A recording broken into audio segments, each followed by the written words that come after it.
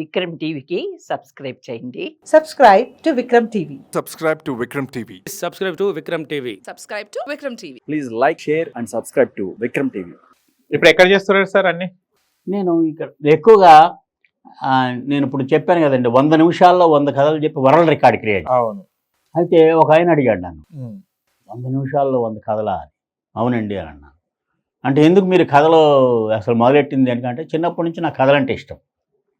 ఆ తర్వాత కొంతకాలం తర్వాత 25 సంవత్సరాల పాటు అంగన్వాడీ టీచర్స్కి స్టోరీ టెల్లింగ్లోని సెషన్స్ తీసుకున్నాను. తర్వాత ఆంధ్ర మహిళా సభలో బీఈడి టీచర్స్కి స్టోరీ టెల్లింగ్ లాంగ్వేజ్ డెవలప్మెంట్ మీద నేను ఫ్యాకల్టీ.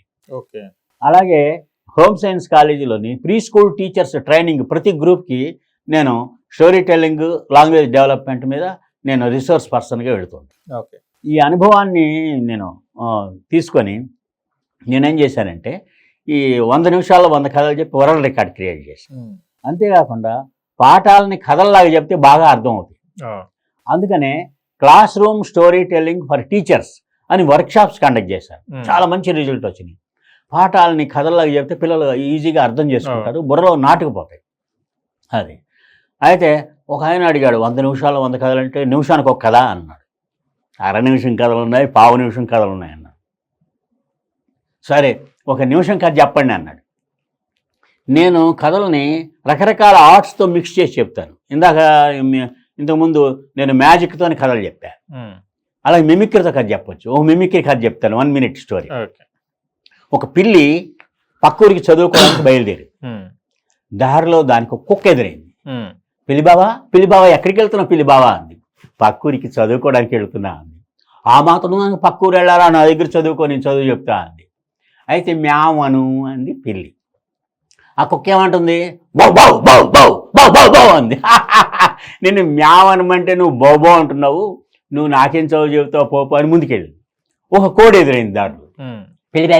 పిల్లిబావా ఎక్కడికి వెళ్తున్నా పిల్లిబావా అంది. పక్కూరికి చదువుకోవడానికి వెళ్తున్నాను. ఆ మాత్రం దానికై పక్కూరి వెళ్ళాలా, నా దగ్గర చదువుకో, నేను చదువు చెప్తాను. అయితే మ్యావను అంది. ఆ కోడి ఏమంది, అంది.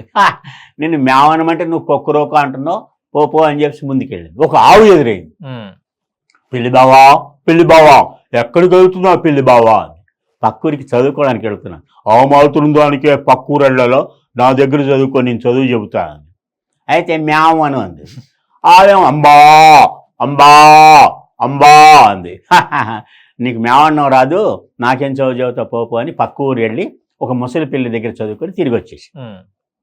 దీన్ని బట్టి మనకేం అర్థం అవుతుందంటే మాతృభాషలో చదువుకుంటేనే బాగా అర్థమవుతుంది.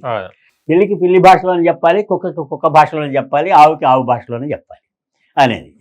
అంటే దీంట్లో మిమిక్రీ ఉంది, వాయిస్ మాడ్యులేషన్ ఉంది, తర్వాత మంచి మెసేజ్ ఉంది, బాడీ లాంగ్వేజ్ ప్రజెంటేషన్ ఉంది. ఇన్ని కళల మిళితమైతే స్టోరీ అద్భుతంగా ఎదుటి వాళ్ళకి చేరుతుంది అనేది. అయితే ఆ పక్కన బాగుందండి, నిమిషం కాదు బాగుంది, అర నిమిషం కాదు చెప్పండి అని చెప్తాను. నేను అలా వెళుతున్నాను. ఒక పిల్లాడు ఒంటరిగా కూర్చొని ఉన్నాడు దిగులుగా. ఒక స్కూల్ వదిలేశారు, వాడు ఒక్కడే కూర్చున్నాడు. ఈ పిల్లవాడిని ఇంటికి ఎవరు తీసుకెళ్తాడో కనుక్కుందాం దగ్గరికి వెళ్ళి, బాబు నిన్ను ఇంటికి తీసుకెళ్ళడానికి మీ అమ్మ వస్తుందా అని అన్నాను. నాకు అమ్మ లేదుగా అన్నాడు. అయ్యో పాపం అమ్మ లేదంటాడు. మరి మీ నాన్న వస్తాడా అన్నాను. నాకు నాన్న లేడుగా అన్నాడు. అయ్యో అమ్మ నాన్న లేని అనాథ అనుకుంటాను అని అనుకొని, అయితే మరి నిన్ను ఇంటికి తీసుకెళ్ళడానికి ఎవరు వస్తారు అని అడిగాను. మా మమ్మీ డాడీ వస్తారు అన్నాడు. అయ్యో తెలుగు, వాడు కాదు అనాథ, నువ్వు అనాథం అయిపోయావు అని నాకు జాలి వేసింది. అంటే ఈ రోజుల్లో పిల్లలకి ఇంగ్లీషు అంటే కాన్వెంట్ చదువుల వల్ల అమ్మని నాన్నని అమ్మ నాన్న అంటారని తెలియకుండా వెళ్ళిపోతుంది.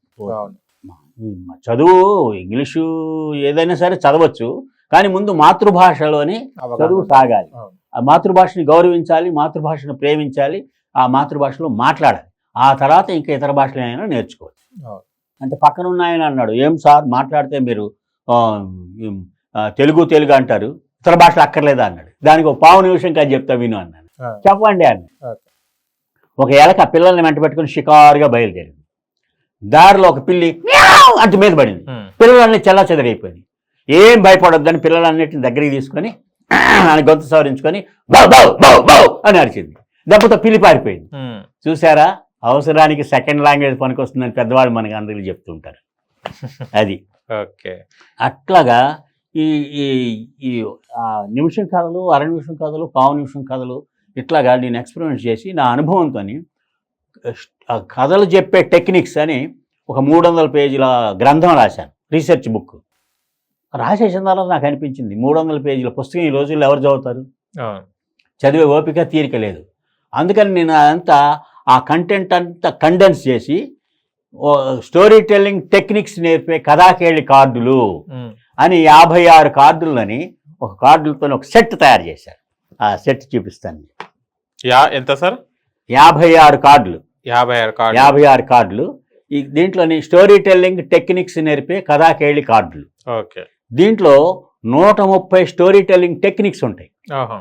130 టెక్నిక్స్ అంటే బాడీ లాంగ్వేజ్ ఎలా ఉండాలి, అంటే ఏ సందర్భంలో ఎలాంటి వాళ్ళకి ఎలాంటి కథ చెప్పాలి, పెద్దవాళ్ళకి చెప్పేటప్పుడు ఎలాంటి కథ, పిల్లలకి చెప్పేటప్పుడు ఎలాంటి కథ చెప్పాలి, ఇండోర్లో చెప్పేటప్పుడు ఎలా చెప్పాలి, క్లాస్ రూమ్లో చెప్పేటప్పుడు ఎలా చెప్పాలి, ఇలాంటివన్నీ 130 స్టోరీ టెల్లింగ్ టెక్నిక్స్ ఉన్నాయి దీంట్లో. ఓకే. అట్లాగే 120 పంచ్ డైలాగులు ఉన్నాయి. ఓకే. పంచదార పలుకులని 120 పంచ్ డైలాగ్స్. పంచ్ డైలాగ్స్ అంటే నేను చెప్తాను ఒకటి. నేను అలా బయటకు బయలుదేరాను. మా పక్కింటి ఆయన తల బాదుకుంటున్నాడు. ఏంటి సార్, ఏంటి మీకు వచ్చిన కష్టం ఏమిటి అని అడిగాను.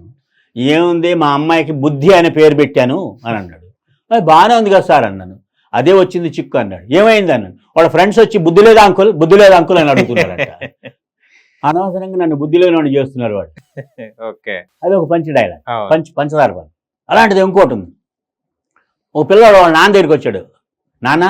నాన్న పులి కథ ఉంది కానీ అమ్మ పులి కథ లేదా అని అన్నాడు. అమాయకుడు అమ్మేరా పులి అని అన్నాడు. ఇట్లాగా అంటే వయసులో ఉన్నప్పుడు ఫిగర్ గురించి, వయసు అయిపోయిన తర్వాత షుగర్ గురించి ఆలోచించాలి. 2 డేంజరే. ఇట్లాంటి 120 పంచ్ డైలాగులు. అంటే మనం స్పీచ్ ఇచ్చేటప్పుడు లేకపోతే కథ చెప్పేటప్పుడు మధ్య మధ్యలోని వాడడానికి వీలుగా. ఆ తర్వాత 78 అర నిమిషం కథలు ఉన్నాయండి దీంట్లో. అర నిమిషం కథలు 78 ఉన్నాయి దీంట్లోని. ఇదండి ఇవన్నీ ఈ స్టోరీ టెల్లింగ్ టెక్నిక్స్, ఈ లామినేటెడ్ కార్డ్స్, ఆర్టిఫిషియల్ ఇంటెలిజెన్స్ డిజైనింగ్లోని ఆ టెక్నాలజీతో నేను తయారు చేయించాను. స్టోరీస్ ఉంటాయి, అలాగే పంచ్ డైలాగ్స్. ఓకే. చాలా బాగా మంచి రెస్పాన్స్ వస్తుందండి. ఇది నాకు నా ఫోన్ నెంబర్ చెప్తాను నేను. ఫోన్ నెంబర్ చెప్తే ఆ ఫోన్కి మీరు ఫోన్ చేస్తే ఆ డీటెయిల్స్ నేను చెప్తాను. నా నెంబర్ నోట్ చేసుకోండి.